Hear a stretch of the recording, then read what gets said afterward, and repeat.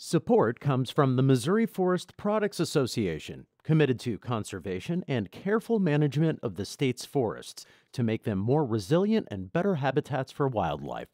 ChooseWood.com. It's Friday, August 20th. This is The Gateway. I'm Wayne Pratt.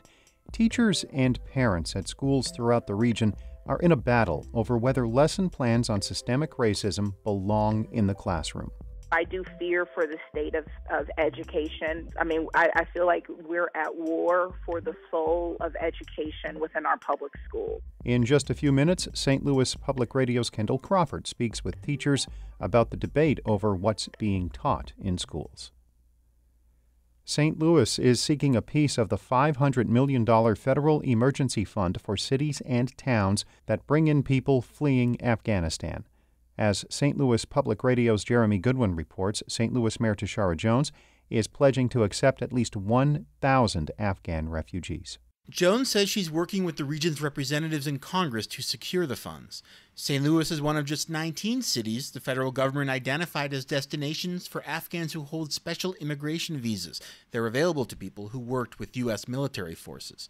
Jones says St. Louisans have a responsibility to help them. They were contractors, they were interpreters. So they were, working alongside of our troops to help keep them safe. And so this is a debt that we should repay to them. The International Institute of St. Louis has already resettled more than 50 of these visa holders this year and is gearing for more. Leaders of Greater St. Louis Inc. and the Regional Business Council also say they welcome the new arrivals from Afghanistan. I'm Jeremy Goodwin, St. Louis Public Radio. St. Louis County officials remain blocked from enforcing a mask mandate. A circuit court judge has granted Attorney General Eric Schmidt's request for a preliminary injunction keeping the county from requiring masks in public spaces until the legal argument plays out in court. Local officials say the mandate is necessary to stop the spread of coronavirus. The Attorney General argues it's illegal because of a state law limiting local power to restrict access to businesses through public health orders. The state is also suing the city of St. Louis over a mask mandate. The judge is sending that legal challenge to St. Louis's circuit court. Doctors in the region are encouraging families to create what they call protective bubbles around children as they head back to class. St. Louis Public Radio's Sarah Fenton reports. Local health officials say around 20% of new coronavirus cases in St. Louis County are in people under 18. Doctors say kids and teens are still being hospitalized at much lower rates than adults with COVID, but kids can still spread it to others.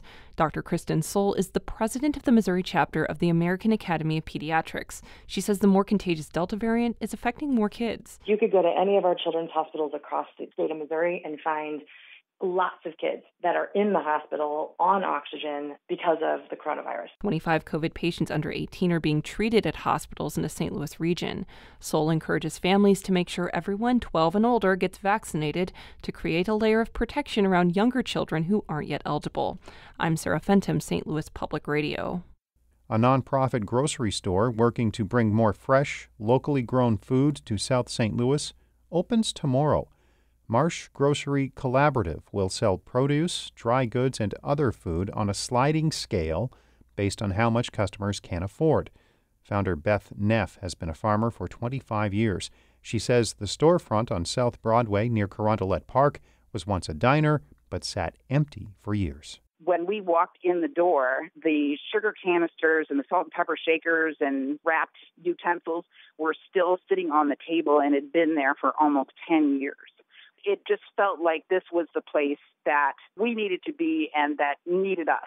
Neff says the goal is to make organic and locally grown food more accessible for those who usually can't afford it. The grocery store is partly funded through a USDA grant.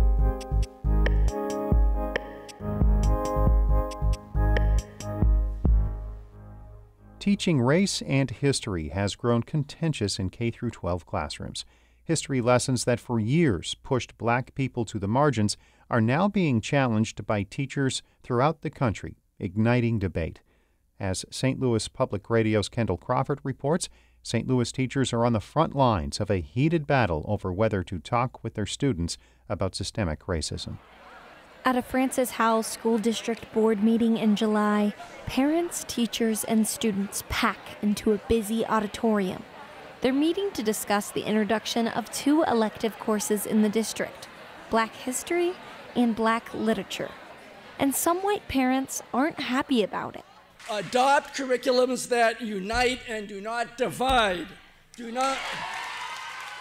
At that meeting, many are armed with large signs now seen across the country. They denounce 3 highly contested words: critical race theory. Let's talk about what it really is.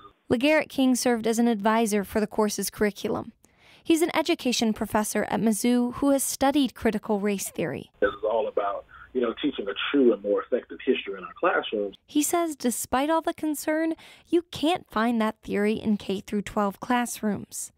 King says the debate is actually over whether teachers should address the nation's legacy of systemic racism.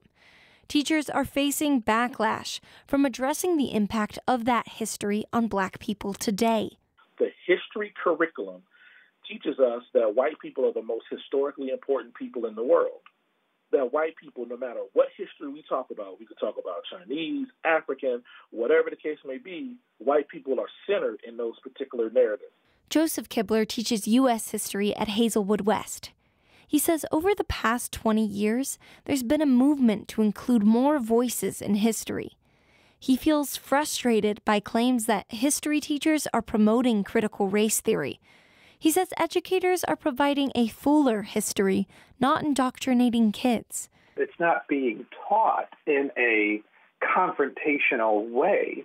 It's just things that happened that weren't taught before are being taught now. He says by teaching multiple perspectives, he can help his students understand the realities of their present. So anytime we talk about a historic piece of systematic oppression, we always tie it back to today. But back in the Francis Howell School District, some white parents are concerned about this approach to teaching. Katie Rash has 2 children in the school district.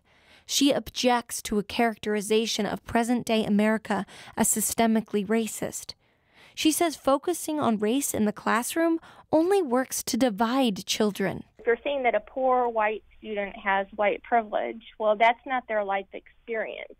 I think that can be very hurtful to imply that you're a certain way because you're a certain skin color. Rash and other opponents want materials like the controversial 1619 Project out of schools.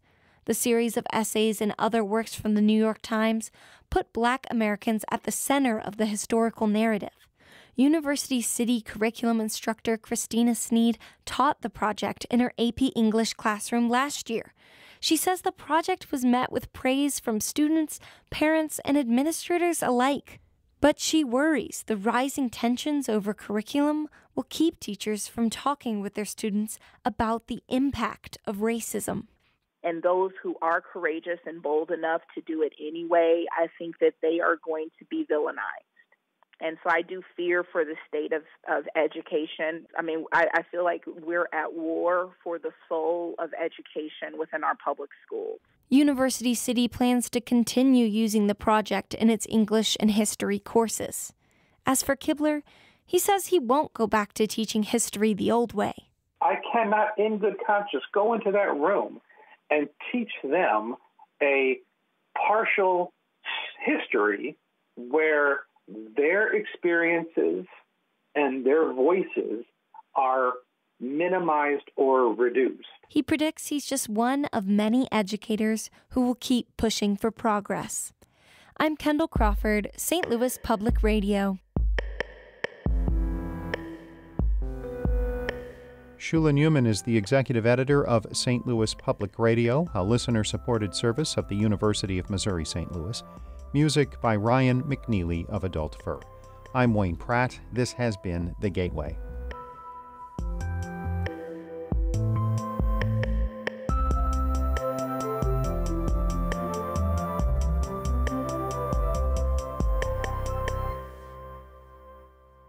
Support comes from the Missouri Forest Products Association.